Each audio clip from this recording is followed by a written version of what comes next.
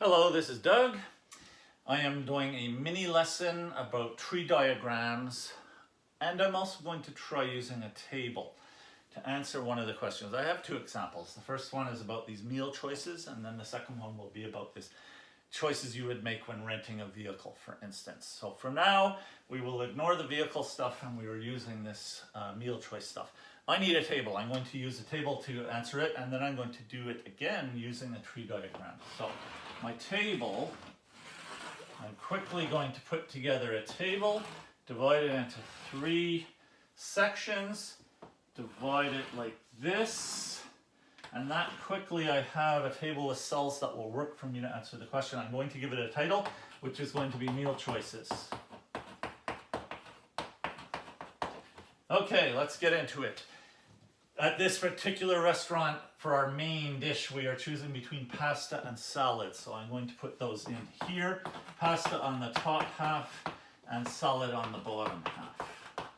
But no matter which of them you choose, you also have to choose a drink. And the choices are juice or water. So I'm writing juice or water. But I end up having to repeat that because this juice or water choice is for people who chose pasta, but people who chose salad also have to choose between juice or water, and that means that I end up repeating this middle part, so it happens twice. And finally, we have the dessert, donut or cupcake, so I'm going to have to repeat it even more now because no matter what combination of choices you've made so far, you have to choose between donut or cupcake for your dessert. So this is rather repetitive. Takes a bit of time, but I'm going to do it because it will allow the information to be presented clearly in a table, which is the whole point of a table.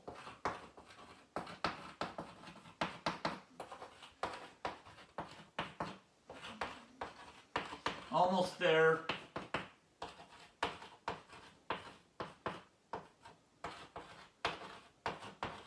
Did it.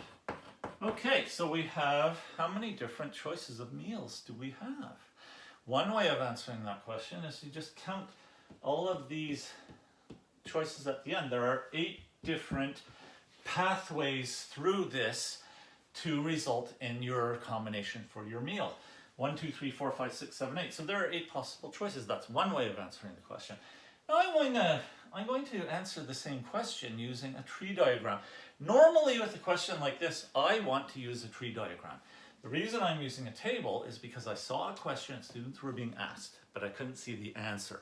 And the question said something like this sort of situation, but then said, make a table. So I thought, wait, why would you make a table? I would make a tree diagram. But then I thought about it and I thought, well, I could make a table that would do the same thing that a tree diagram does. And this table does that. We can look at it and see that there are 8 different combinations of meals. But the tree diagram might look like this.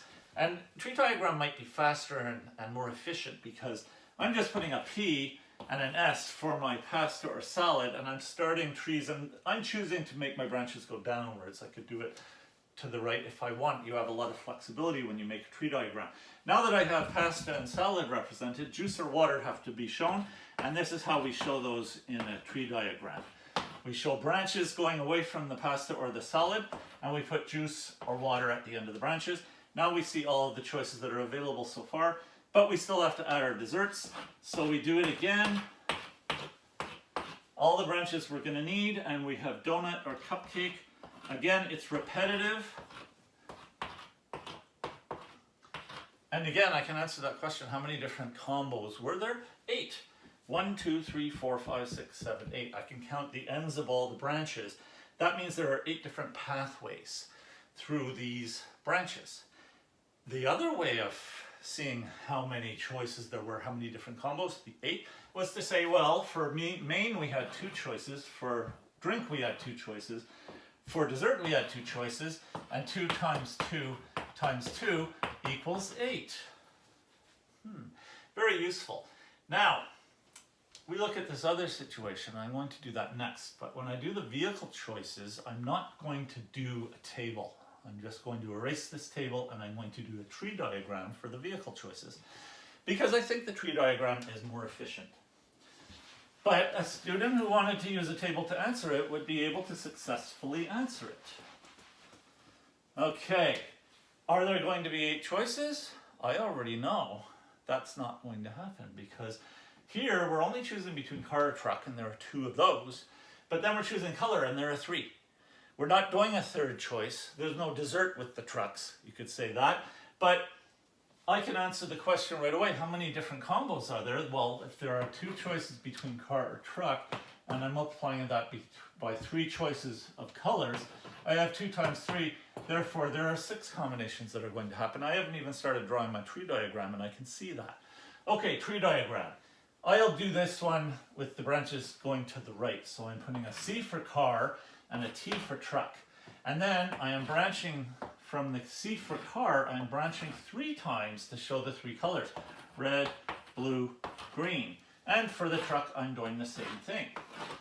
Red, blue, green. Tree diagram very quickly constructed that allows us to answer questions about this situation, including the question, how many different combinations were there? 1, 2, 3, 4, 5, 6 different combinations. That is my mini lesson on the tree diagram / table approach to answering questions, which is the questions that are about probability. But this lesson isn't getting into all the probability calculations. It's helping students build tree diagrams, which are so useful when answering probability questions. With that, I am happy to say I will see you next time for some more math.